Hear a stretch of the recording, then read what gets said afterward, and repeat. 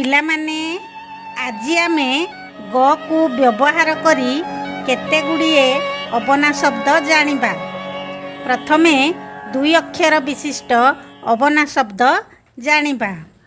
ଗ ଗ ଛ ଛ ଗଛ ଗଛ ଗ ଗ ପ ପ ଗପ ଗପ ଗ ଗ ଧ ଧ ଗଧ ଗଧ ଗ ଗ ଢ ଢ ଗଢ ଗଢ ଗ ଗ ବର୍ଗ୍ୟଜ ବର୍ଗ୍ୟଜ ଗଜ ଗଜ ଖ ଖ ଗ ଗ ଖଗ ଖଗ ଆ ଆ ଗ ଗ ଆଗ ଆଗ ଢ ଢ ଗ ଗ ଢଗ ଢଗ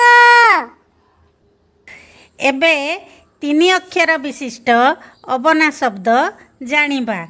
ଗ ଗ ର ର ବ ବ ଗରବ ଗରବ ଗ ଗ ହ ହ ନ ନ ଗହନ ଗହନ ଗ ଗ ମ ମ ନ ନ ଗମନ ଗମନ ଗ ଗ ଠ ଠ ନ ନ ଗଠନ ଗଠନ ଗ ଗ ହ ହ ଣ ଣ ଗହଣ ଗହଣ ଗ ଗ ଢ ଢ ଣ ଣ ଗଢ଼ଣ ଗଢ଼ଣ ଗ ଗ ହ ହ ମ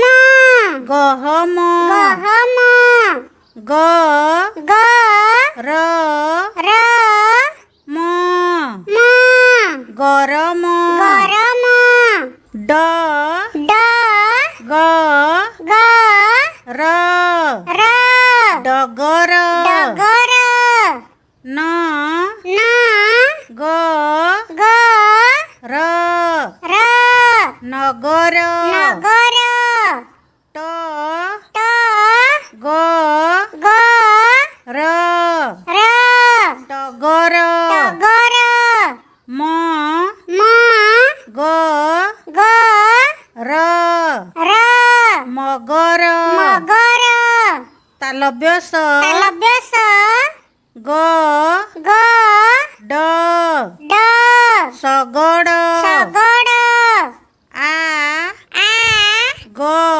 ଗ ତ ତ ଆଗତ ଆଗତ ବର୍ଗ୍ୟଜ ବର୍ଗ୍ୟଜ ଗ ଗ ତ ତ ଜଗତ ଜଗତ ଦନ୍ତ୍ୟସ ଦନ୍ତ୍ୟସ ହ ହ ଗ ଗ ସହଗ ସହଗ ଏବେ ଚାରି ଅକ୍ଷର ବିଶିଷ୍ଟ ଅବନା ଶବ୍ଦ ଜାଣିବା।